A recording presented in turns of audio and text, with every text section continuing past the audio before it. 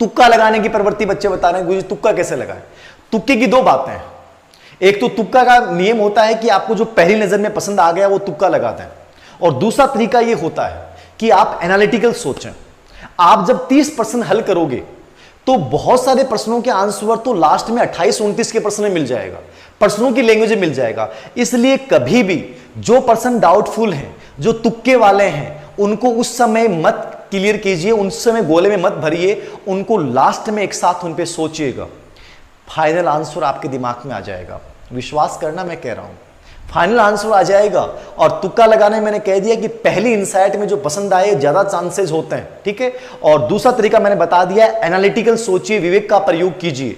और तीसरा तरीका यह है कि 5 प्रश्न लगातार नहीं आ रहे और कुछ भी समझ में नहीं आ रहा है, तो वहां किसी एक ऑप्शन को लीजिए। वो बी ऑप्शन हो सकता है या सी ऑप्शन हो सकता है, वो दोनों ऑप्शन में से ज्यादा चांसेस है कि आपके 5 में से 2 या 3 प्रश्न वैसे ही सही हो जाएं। एक ऑप्शन को चुन लें आप, यदि आपको कुछ भी समझ में नहीं आ रहा है। वो एक तरीका है, वो एक कयास है, लेकिन आप ये मान लें कि तुक्के से मैं इतने परसेंट नौकरी लग जाऊंगा, मुश्किल है साहब।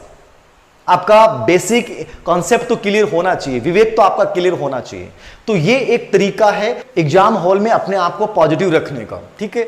आराम से दीजिए, बेस्ट पॉजिटिविटी के साथ दीजिए। सभी प्रश्न आपको हल करने हैं, क्योंकि आरपीएससी असिस्टेंट प्रोफेसर दे रहे हैं तो वहां नेगेटिव मार्किंग है, रिट में नेगेटिव मार्किंग नहीं है। तो सभी तो करके आने, 150 के 150 भर के आने। कोशिश ये करनी है कि ओमार सीट में जब भर रहे हैं वहां लाइन टू लाइन मिलान करके भरिए।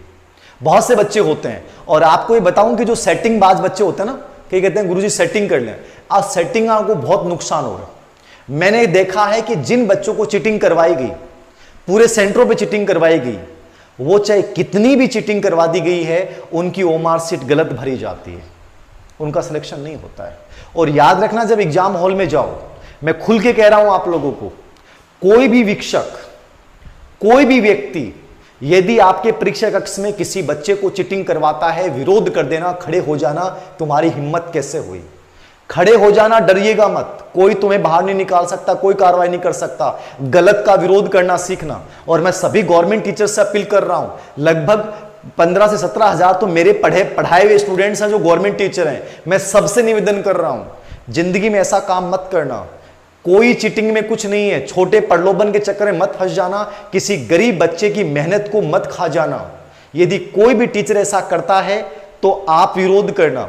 मैं और भी सोशल मीडिया पे भी इस बात को फैला दूंगा, कोई भी व्यक्ति ऐसा नहीं करे, ये सिर्फ गलत है। किसी प्रकार की सेटिंग के चक्कर में नहीं रहे, कुछ भी नहीं हो सकता। याद रखना, आप अपनी ईमानदारी पे विश्वास रखें और अपना बेहतरीन दिन में विश्वास रखें। जो गलत करेंगे वो मरेंगे, याद रखना, नरक में जाएंगे, कुछ भी करेंगे, कहीं भी जाएंगे, आपको फर्क नहीं पड़ना चाहिए।